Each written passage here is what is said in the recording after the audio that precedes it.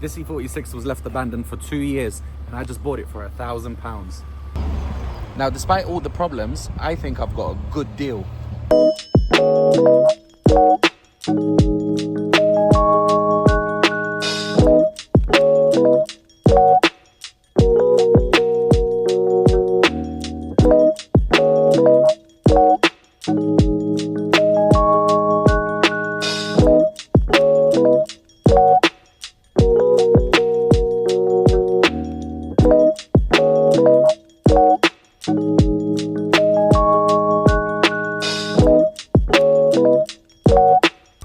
Years ago, it failed its MOT for many different reasons. It had corroded brake lines, ball joints needed replacing, suspension springs were broken, and there was a few other bits that they just couldn't pass the MOT on it. Now, the fact that it has failed its MOT 2 years ago is one thing.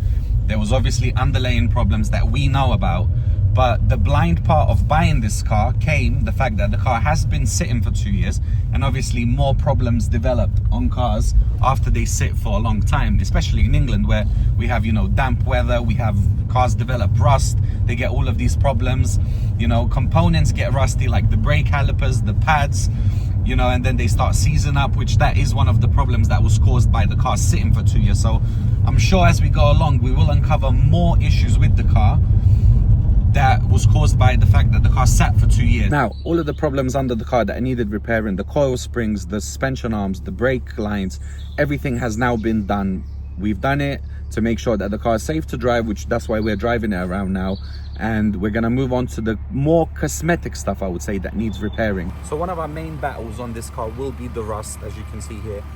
This arch is probably the worst out of all of them. The rest are not so bad, they're quite minimal. This one had it for some reason. I don't know why it was just the one, but we have a replacement for this arch, so we don't need to repair this one. We'll just put the new one on, second-hand new, not brand new. We'll just put it on. Luckily, we actually have a black one as well. So we'll just get that one replaced, and then the rest of the rust we will repair because it's quite minimal. I don't think it's that big, and I think it will be quite easy to repair. So under here, our only problems actually were, it was missing one of the pumps, which we have now replaced and is fully working. It was missing the lid, and the air intake, which is upgraded to ram air, has holes in it, which caused the car to misfire. But I've taped it up with some silicone tape now, and it seems to be doing the job. But we will definitely get this replaced, maybe even upgrade it to something better because it seems a bit flimsy, so let's see. Another thing is that they actually have removed the fog light to allow more air to go in. If you can see it, more air comes in through there for the air intake. Another thing we're not going to bother with this car is actually getting the wheels refurbished, because they do have a lot of brake dust buildup, which is now embedded into the rims, and I just don't think it's worth it, purely because all these tires have sat for 2 years flat and they all developed cracks now, and it's just, you know, the tires will need replacing, the alloys will need refurbishing, and I think for that cost we're better off just getting some different rims on the car that will make it look better, probably stand out a little bit more, because this is not acceptable. This shouldn't be legal. Look at this gap.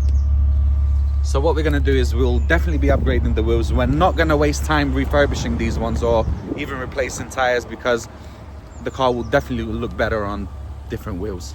So for the negatives, I would say that is it. We need to do the wheels, we need to do the rust, we need to do the air intake, and then we can probably move on to all the upgrades that we want to do. Now for the pros of the car, it does come with a inline 6-cylinder 3-liter engine, as mentioned before. It does have a 5-speed manual gearbox, which is very desirable. Another very interesting point for this car actually, that it came with the original spec sheet from BMW when the first owner initially bought the car. And he did part exchange a 1997 3 Series, and he got this 2001 330 Ci. Now the interesting part is that he paid optional upgrades for the sunroof, which was £750. The speakers were, I think, £349, and there was a few other bits that he paid to have fitted into the car, which are optional upgrades. But the one thing he didn't do, which is very interesting, he didn't pay for the leather seats. So in that case, we have two-tone cloth and Alcantara seats, which were at the time, they weren't that popular. Everyone was going for the leather because there was a lot of people smoking, and you know, leather is easier to maintain, it's easier to clean, it doesn't rip, it doesn't tear. But this customer didn't upgrade the seats to leather. He actually took the two-tone Alcantara with the cloth, which is quite interesting.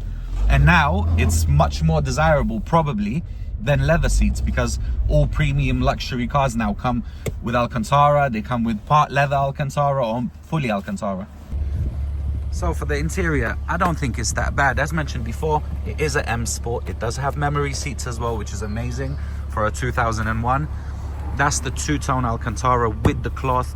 The seats are not in bad condition at all. They do need a good clean, but overall there's no rips, there's nothing drastic on them that can't be fixed or cleaned or repaired or replaced.